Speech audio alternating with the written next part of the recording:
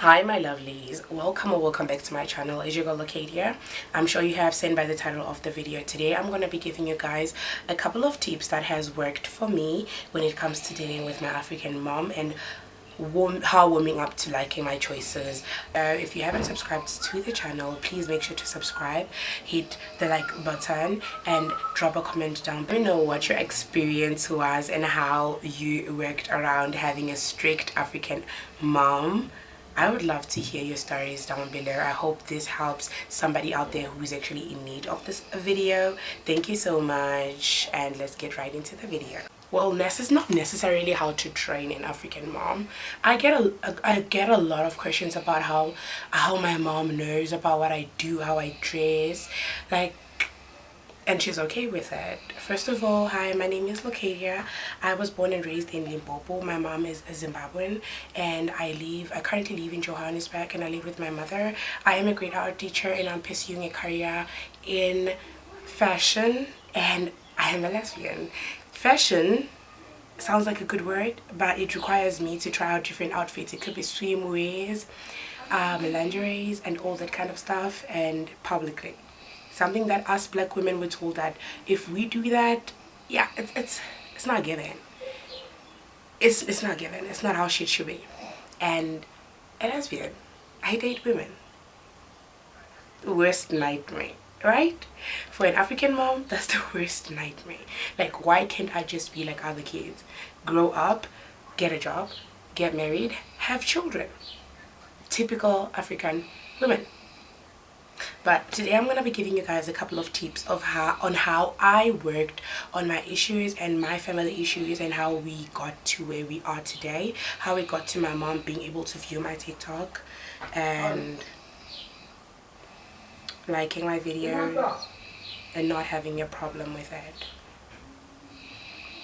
First thing first, if you are in your teenagers and you're going to school, first of all, if you are in your teenagers and you're going to school and you feel like your parents are not accepting of your sexuality, your lifestyle, your preferences, your choices, well, damn right they're not going to be accepting of your preferences and choices, because they are more worried about if this will bring a future for you, if this will bring you a stable income, where you will end up. There's a lot of things going on in this country, satanism, a lot of things.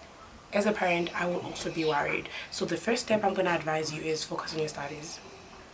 Focus on your studies, go to school, finish your schooling, get out of home. Make sure you get the best bucks you can get. Apply far away from home. Apply far away from home. Go to varsity far away from home, where your parents will not have 80% of a say in your life anymore. Have your own space, grow out, branch out. All I'm advising is that branch out. Go far away from home. So in order to be able to achieve that, focus on your studies, be good, so you can leave home as soon as possible. I did that. For me personally, I focused on my studies, finished my schooling. I hadn't had sex when I was 18. I was focused. I wanted to leave. I remember I applied far away from home. I was applying in Bulugwane, and my mom was like, I want you to go close. She even went and applied closer for me, but I got admitted far away from home, and I was very grateful. She had no choice but to let me go, and your parents will never choice than to let you go. They'll know you're going to school, and they don't have a choice but to let you go, because they want what's best for you. And then when you branch out, figure out what you're into, figure out what you're doing with your life, figure out how this is going, figure out how you're going to secure your income, how you're going to have, what are you doing with your life. Know who you are, find yourself before you introduce yourself to your parents. I'm not sure if I'm making sense. Firstly, I went out, made a couple of mistakes, met a couple of frogs, kissed a lot of frogs, done a couple of things that I hadn't done, but I stayed grounded. One thing about me, I stayed grounded. I knew when to stop, I knew when to back down, I knew when to leave. But I did leave on that year. I did me. I did a lot of things that I never thought I would be able to do. I found myself. I found what I liked, what I disliked, who I am, who I want to be, how I'm going to be who I want to be. And I was able to introduce that side of me to my mother. Like, I introduced a well plan to a parent. That's how African parents understand a well plan with backups. Let's take it as a business proposal. I introduced me to my mother. Hi, this is me, this is what I like, this is what I don't like, this is what I want to do in future. I have possibilities of A, B, and C, and I'm willing to pursue C and D, and I have a backup plan of this. You get it. She knew now she, back then, she was not sure of what type of a woman I would end up being, because it was not giving. When I was still home and I was trying to do this and that and that, and I felt like she was controlling, I also had no idea what type of woman I wanted to be. Where am I going with this? And more or less, a parent is trying to protect you from being or making the worst mistakes of your life. And it's understandable. Parents are all overprotective, and that's how it should be, and that's on period. So I do not blame them. And I am very grateful for my mom for being overprotective of me, because it held me down for a long time. Like, I was able to get to 18 with an innocent mind and safe. You know, I was safe in that zone of dating, meeting people, making mistakes and everything. And then when I branched out, I then started seeing life, but I already had the manners and the grounding that my mother had already installed in me. So I was able to know when to withdraw my steps and when to continue further. Because one thing that could kill a person is ambition. Pursuing the unknown and not knowing when to draw back. That could I once almost fell into that type of a trap, and I feel like that was one of my parents' worst mistakes.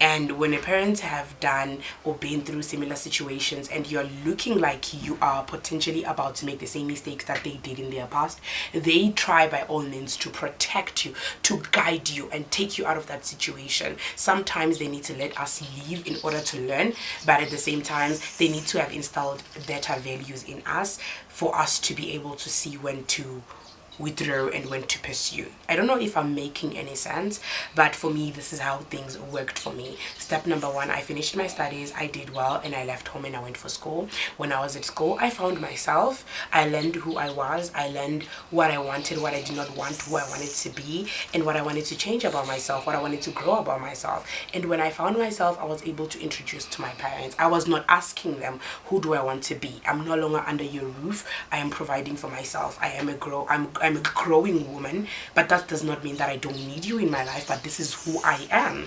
I want you to accept me for who I am. You get it? You're not depending on them, you're not feeding off them, therefore they do not have an 80% say of who you become, but they have at least a 20% say because they gave birth to you. You get it? And then now she started off as an, I don't have a choice, it's fine, you chose to be this, but now she's at a stage in her life where she's like, she sees the bigger picture, she sees the vision that I have in my head, she's understanding of it. She might not understand everything that I do, but she's well respecting of the choices that I make, because at the end of the day I am able to put food on my own table and feed myself in a mannerly way. I have a job, I have a permanent job, I am doing great. I'm able to take care of myself. I'm an independent young woman, and she is proud of those steps.